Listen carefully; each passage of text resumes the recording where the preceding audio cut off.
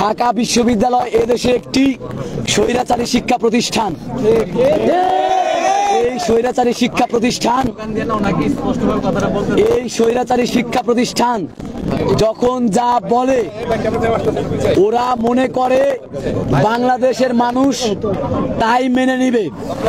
অত্যন্ত পরিতাপের বিষয়, ঢাবি অধিভুক্তি হওয়ার পর থেকে শুরু করে আজ পর্যন্ত ঢাকা বিশ্ববিদ্যালয়ের শত শত কোটি টাকা ওরা চুরি করেছে। এই চোরদের বিরুদ্ধে আমরা গত 4 মাস যাবৎ আন্দোলন সংগ্রাম করে রাষ্ট্রকে, দেশের মানুষকে ভিক্ষা চেয়েছিলাম একটি স্বতন্ত্র স্বায়ত্তশাসিত বিশ্ববিদ্যালয়। রাষ্ট্র আমাদের শতভাগ যৌক্তিকতা বিচার করে একটি বিশ্ববিদ্যালয় কাঠামো গঠন করার জন্য শিক্ষাবিদদের নিয়ে সুন্দর কমিটি তৈরি করেছে। যমুনা ইলেকট্রনিক্স এর সুপার এক্সচেঞ্জ অফারে 1-এর ভিতর 3 পুরনো বদলে নতুন নিন যমুনা ইলেকট্রনিক্স। ঢাকা বিশ্ববিদ্যালয়ের প্রভিসি মামুন আহমেদ থেকে শুরু করে প্রত্যেকটি প্রশাসনিক কর্মকর্তা তাদের রাতের ঘুম নেই, কারণ ওদের একমাত্র অবৈধ উপার্জনের পথ 7 কলেজ। এরপরে যখন আমরা দেখলাম যে কমিটি হয়েছে, কমিটি কাজ শুরু করেছে, হঠাৎ করে বিগত বছরের সকল ইতিহাস ভেঙে এই ঢাকা বিশ্ববিদ্যালয় স্বৈরাচারী শিক্ষা প্রতিষ্ঠান 7 কলেজের ভর্তি বিজ্ঞপ্তি দিল। দেখেই আমাদের মাথায় হঠাৎ কষ্ট পেল যে আমরা বিশ্ববিদ্যালয় হচ্ছে, এখানে হঠাৎ করে কেন ভর্তি বিজ্ঞপ্তি, নিয়ম মতো আসুক। তৎক্ষণাৎ সাংবাদিক সম্মেলন করে, আপনারা জানেন আমরা প্রতিবাদ করেছি, করে 5 জানুয়ারি ঢাকা কলেজের অধ্যক্ষ প্রভিসি মামুন, স্বৈরাচার মামুন, চোর মামুন এবং অনলাইন ভর্তি কমিটির চেয়ারম্যান,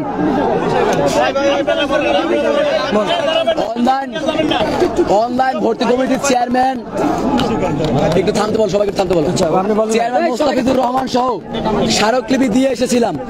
এরপরেও কোন প্রকার কিসের স্মারকলিপি দিয়েছিলাম? স্মারকলিপিটা ছিল এরকম যে অবৈধ ভর্তি 350 জন করে ভর্তি করে একটি ডিপার্টমেন্টে, এই অবৈধ ভর্তি আমরা হতে দিব না।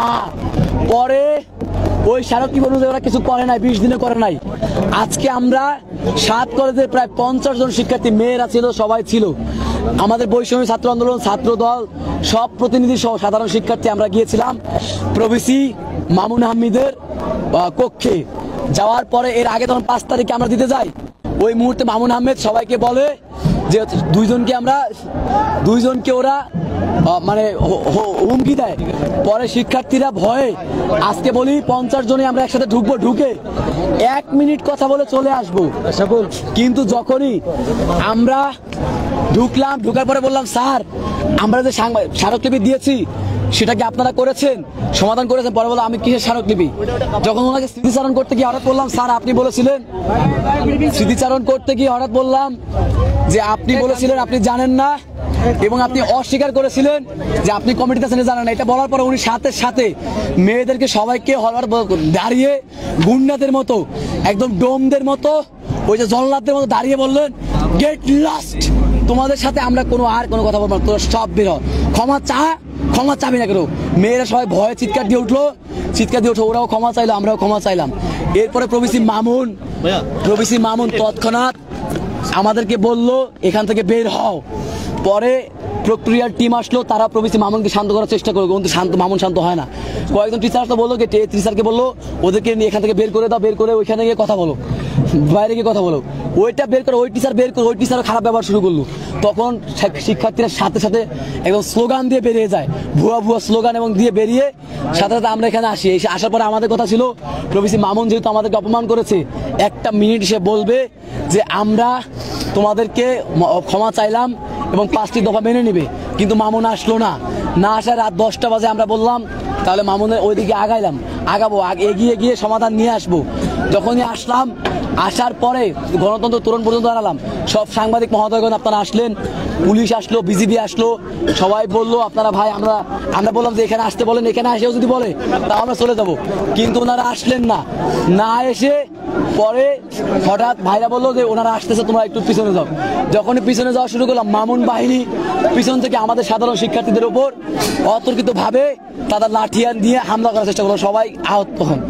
পরে বিক্ষুব্ধ শিক্ষার্থী ঢাকা কলেজ থেকে হল থেকে দলদল শিক্ষার্থী বেরিয়ে আসলো, এবং আসার পরে পুলিশ প্রশাসন ঢাকা কলেজের দিকে, এইদিকে যতগুলো 7 কলেজের দিকে যতগুলো টিয়ারশেল গ্যাস নিক্ষেপ করেছে, এদেশে তথাকথিত মেধাবীদের দিকে একটা টিয়ারশেল গ্যাস নিক্ষেপ করে নাই, যার ফলে রাত 2টা বাজে ওইখান থেকে বিক্ষিপ্তভাবে এখানে আমরা দেখলাম যে হচ্ছে মানে বিভিন্ন ইট পাটকেল ছুটছে, বিজিবি দাঁড়া আছে, বিজিবির উপর দিয়ে ওরাও এখানে ছুটতেছে।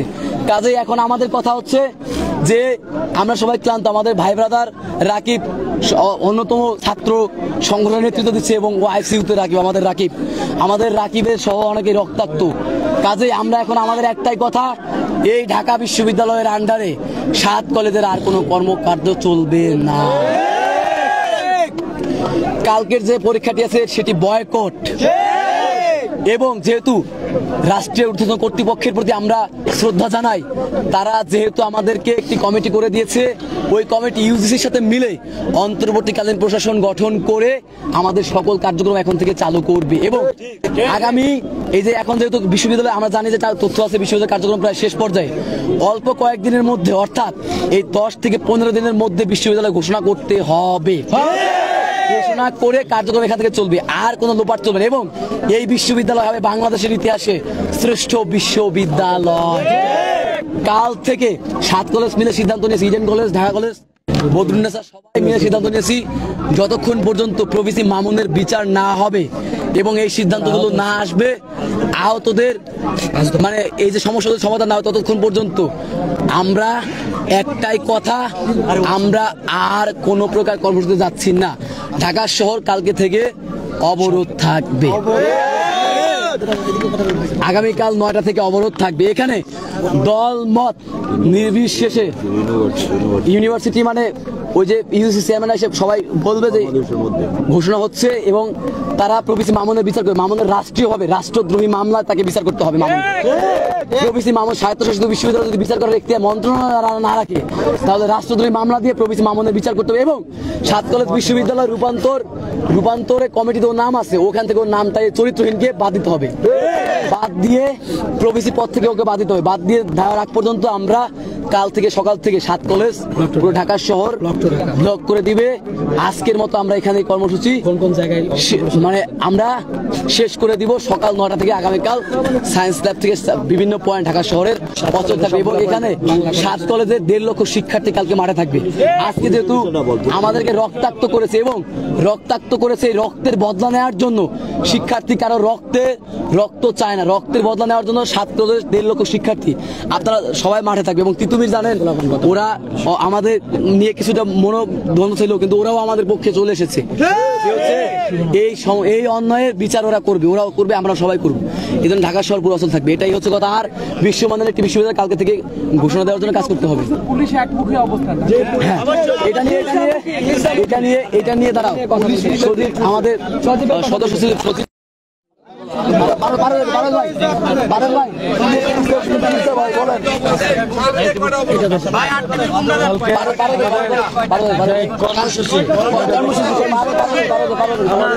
কর্মসূচি হচ্ছে ব্লক টু ঢাকা, আমাদের ব্লক টু ঢাকা কালকে থেকে ব্লক টু ঢাকা কর্মসূচি পালন হবে। শুধু 7 কলেজ, যে পয়েন্টে আছে 9টা থেকে অনির্দিষ্টকালের জন্য, 9টা থেকে রক্তের দাম। আমাদের আহত সংখ্যাটা আমরা এখনো জানতে পারি নাই, আমাদের যতটুকু আমরা জানতে পেরেছি প্রায় 7 জন, আরো বেশি হতে পারে, এবং আইসিইউতে আছে, গুরুতর আহত আছে, আমরা এখনো জানতে পারি নাই। আমাদের পরবর্তী কর্মসূচি তো থাকবেই অনির্দিষ্টকালের জন্য, পাশাপাশি যে সকল প্রশাসন, পুলিশ যাদের নেতৃত্বে কালকে সকাল 9টা থেকে 7 কলেজ, যে পয়েন্টে 7 কলেজ রয়েছে সেই পয়েন্ট তারা ব্লক করবে। Titumir college, Bangla college, Eden college, Badrunnesa college, Dhaka college, Suhrawardy college, কবি নজরুল কলেজ, সকল কলেজ তার পয়েন্টে অবস্থান নেবে। এবং যে সকল পুলিশ যাদের নেতৃত্বে হামলা হয়েছে তাদেরকে দ্রুত সময়ের ভিতরে দৃষ্টান্তমূলক শাস্তির আওতায় আনতে হবে। আমাদের 7 কলেজের ভাইদের উপর ঢাকা ভার্সিটির কোনো আক্রমণ হয় না, সবগুলো আক্রমণ করেছে পুলিশ ইন্টেনশনালি, এবং রাকিবের উপর সাউন্ড গ্রেনেড সহ পুলিশ গুলি করেছে, শুধু পুলিশ করেছে। ঢাকা ভার্সিটির কেউ কোনো আক্রমণ করে, সবগুলো আক্রমণ পুলিশ করেছে। মামুন বাহিনী ছিল এখানে, মামুন বাহিনীর কয়েকজন এবং পুলিশ নিউ মার্কেট থানার নেতৃত্বে এখানে হামলা হয়েছে। আমরা দেখেছি পুলিশ তাদেরকে শেল্টার দিয়ে এদিকে এনেছে এবং আমাদের উপর হামলা করেছে। পুলিশ প্লাস ঢাকা ইউনিভার্সিটির সবাই শুধু আমাদের উপর টিয়ার শেল ছুড়েছে, আমাদের ক্যাম্পাসে ছুড়েছে। অথচ পুলিশের পিছে ঢাকা ইউনিভার্সিটি ছিল, তাদের কিছু করে নাই, উল্টা ঢাকা ইউনিভার্সিটির শুনে উস্কাই দিয়েছে পুলিশকে, টিয়ার শেল মারেন, গুলি করেন, ওদেরকে বোমা মারেন, এই বলে বলে ওরা শেল্টার দিয়ে দিয়ে আমাদেরকে হামলা করেছে। অবশ্যই এই পুলিশের বিচার করতে হবে। পুলিশ যদি ভাবে ঢাকা ইউনিভার্সিটির পাচাটামি করে, স্বৈরাচারী করে টিকে থাকবে, কোনোভাবে নিউ মার্কেট তারা এখানে টিকে থাকতে পারবে না। দ্রুত সময়ের মধ্যে এই পুলিশকে চিহ্নিত করে বিচার করতে হবে। তাদের পাশাপাশি মামুন বাহিনীর যারা এখানে হামলা করেছে তাদের রাষ্ট্রীয়ভাবে বিচার করতে হবে। আমরা চাই না কোনো প্রকার কনফ্লিক্ট, শান্তিপূর্ণভাবে অবস্থান কর্মসূচি করব। ঢাকা ভার্সিটি কনফ্লিক্টে আসলে আমরা বিন্দু পরিমাণ ছাড় দিব না। আমরা শান্তিপূর্ণ অবস্থান নিব কালকে থেকে, যতদিন পুলিশের বিচার না হচ্ছে, যাদেরকে হামলা করেছে মামুন বাহিনীর বিচার না হচ্ছে, মামুনের বিচার না হচ্ছে, আমাদের এই কর্মসূচি চলমান থাকবে।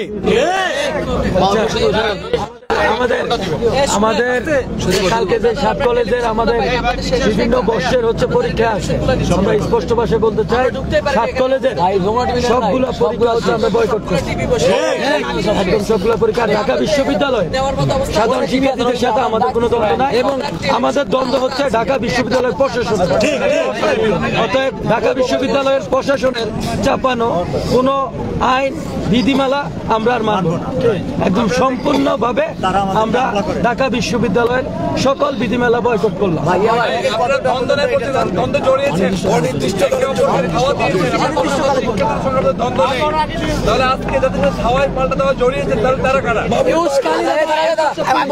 ওইখান থেকে তারিকুল ভাই বৈষম্য ছাত্র আন্দোলনের সমন্বয়ক, উনি বলতেছে আব্দুর রহমান ওরা মাপ চাইতেছে, তোমরা সবাই শান্ত থাকো।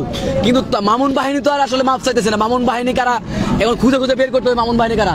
ঢাকা বিশ্ববিদ্যালয়ের সাধারণ শিক্ষার্থীরা সবাই আমাদের উপর হামলা করেনি, মামুন বাহিনী হামলা করেছে। তাহলে মামুন বাহিনীর বিচার করতে হবে। আপনারা ওই বিচারের জন্য শিক্ষার্থী এত ক্ষুব্ধ হয়েছে। ঢাকা বিশ্ববিদ্যালয়ের অনেকেই চায় যে আমরা আলাদা হই। আমরা যেমন চাই ঢাকা বিশ্ববিদ্যালয়